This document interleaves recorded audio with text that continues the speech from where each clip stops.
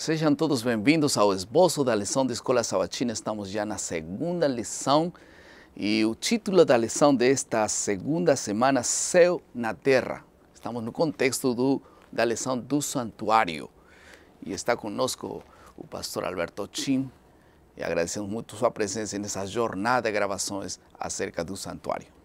Prazer. Vamos fazer uma oração, em seguida vamos dar continuidade a nosso esboço. Por favor, pastor Tim. Querido Pai que estás nos céus, continuando o nosso estudo acerca do santuário, invocamos a Tua presença e o Teu Santo Espírito nos iluminando de tal maneira que esse estudo seja muito proveitoso e possa nos conduzir a uma maior e mais profunda experiência contigo. Dá-nos o privilégio de um dia estarmos no santuário celestial em nome de Jesus. Amém.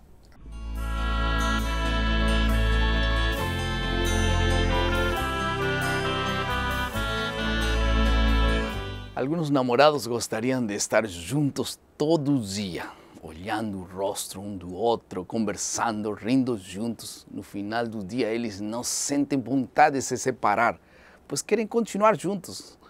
Então ele diz para ela, um dia não teremos que nos despedir mais, pois viveremos juntos. Então decidem se casar.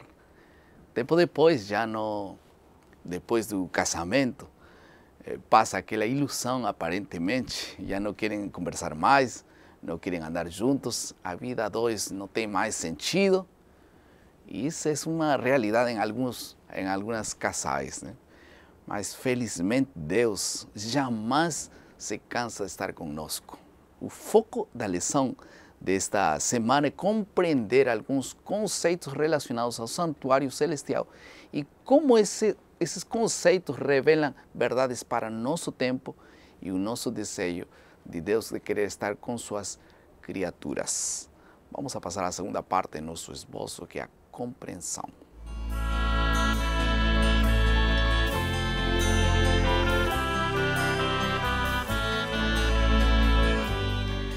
Como começou, então, a história do santuário aqui na Terra e como que isso funcionou na prática?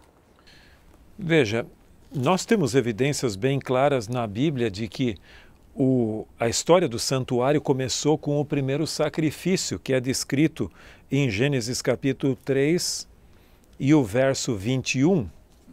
Aqui nós temos o diálogo de Deus com Adão e Eva depois da queda. E então o texto culmina com uma ação divina no verso 21 que diz: fez o Senhor Deus vestimenta de peles para Adão e sua mulher e os vestiu. Isso significa que houve uma morte de um animal. E os comentaristas creem que isso representa o primeiro sacrifício. Sem dúvida. E os vestiu. Então, em outras palavras, ali ocorreu a morte de um animal. E a senhora White diz que quem matou esse animal foi o próprio Adão, sob uma orientação divina.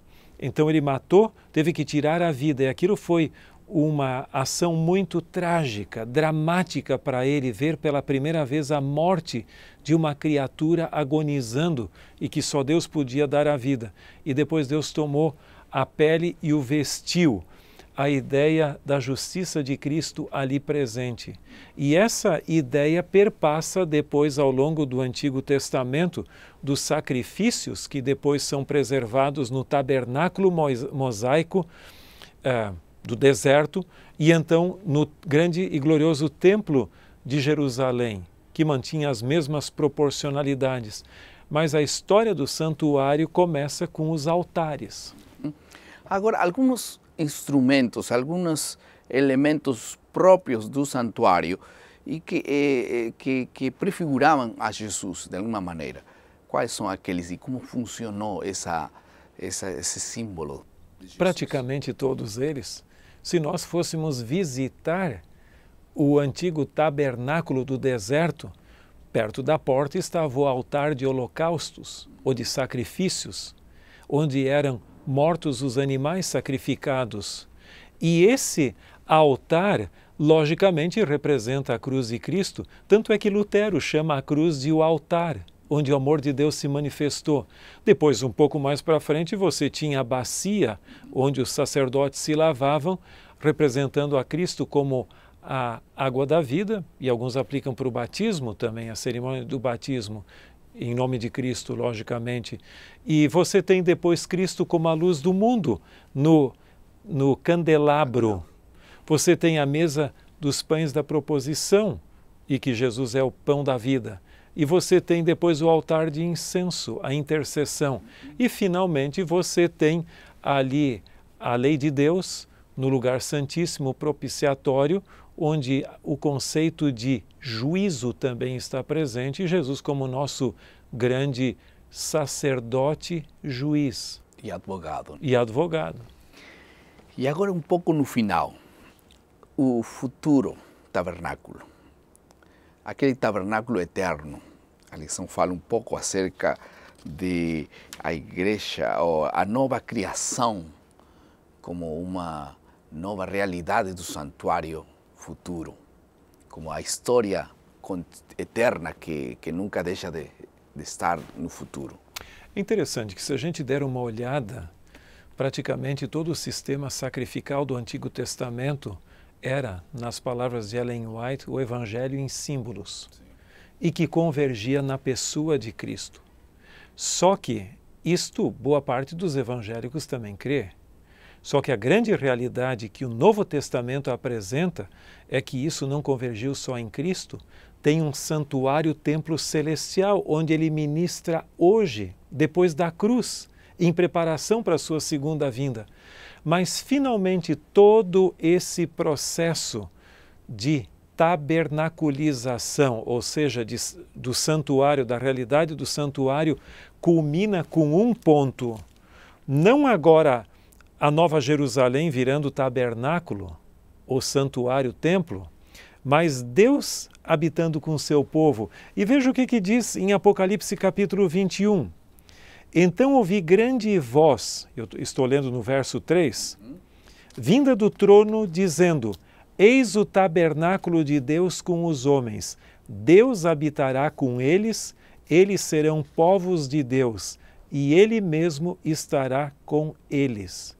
Então, em outras palavras, a culminância da história do tabernáculo aqui é quando o próprio Deus estará visivelmente com o seu povo, e o texto do capítulo 22, o verso 3 e 4 dizem: nunca mais haverá qualquer maldição, nela está o trono de Deus e do Cordeiro, os seus servos o servirão, contemplarão a sua face e na sua fronte está o nome dele.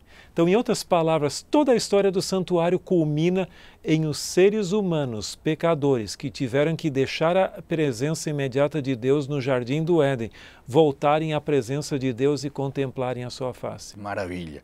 E aí está, então, as três fases da tipologia do santuário do Novo Testamento, que é a inauguração do santuário, que é inaugurada com a morte, não é assim, do Cordeiro.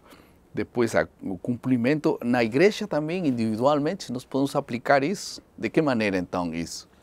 Nós somos também o templo ou santuário de Deus, só que temos que cuidar, porque algumas pessoas podem cair dizendo: bom, o santuário do Antigo Testamento, ele encontra o seu clímax no nosso corpo. Não é isso. Porque veja o seguinte, há um santuário, templo celestial, mas santuário é onde Deus habita. E se Ele habita na nossa vida, nós tornamos um santuário. Não em substituição, nem a cruz de Cristo e nem o santuário celestial, mas um lugar onde a presença de Deus nos santifica. Perfeito. E então, finalmente, a consumação, a Nova Jerusalém, como tabernáculo de Deus, nesse caso, Deus mesmo descendo a esta terra para se tornar nosso tabernáculo e morar conosco. E dentro da Nova Jerusalém continuará esse templo que é o lugar onde Deus é adorado. Maravilha. Vamos agora à terceira parte do nosso esposo, que é a aplicação.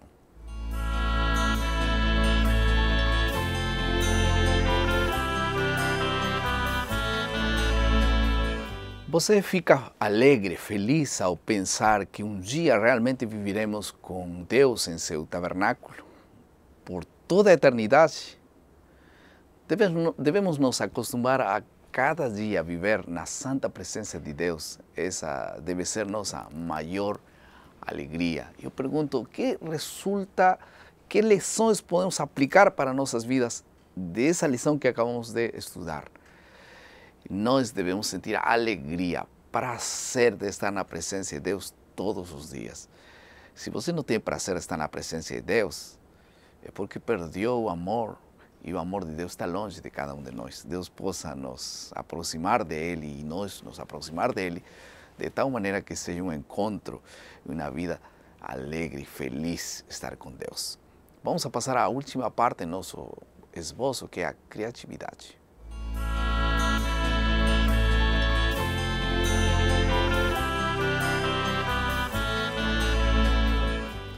E agora, o que resulta de toda esta lição como um produto, um resultado? A criatividade não é outra coisa que a tarefa para casa. Não podemos ficar só conhecendo algumas funções e algumas atividades do santuário, sino como isso vai servir para a minha vida prática e que decisões eu posso tomar em relação a isso.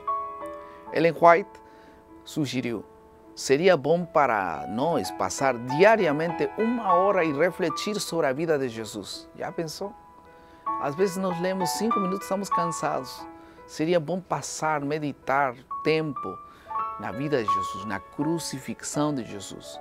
Isso faria muito bem para nós. Por isso nós podemos decidir nesta ocasião passar algum tempo todos os dias contemplando a vida, o ministério e a morte de Cristo na cruz do Calvário. O que lhes parece? Por que não tomamos essa decisão? Se algum de vocês que está ouvindo ou está assistindo este vídeo não tem essa maravilhosa costume, pois agora, este é o momento de tomar uma decisão.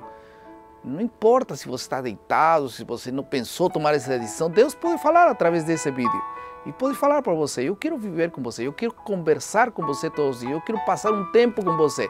Você não sabe a maravilha que é estar na presença de Deus. Vamos orar. Querido Pai, muito obrigado, porque o Senhor quer estar conosco. O plano de salvação está feito e o Senhor quer que nós possamos ser beneficiados com esse plano maravilhoso de salvação.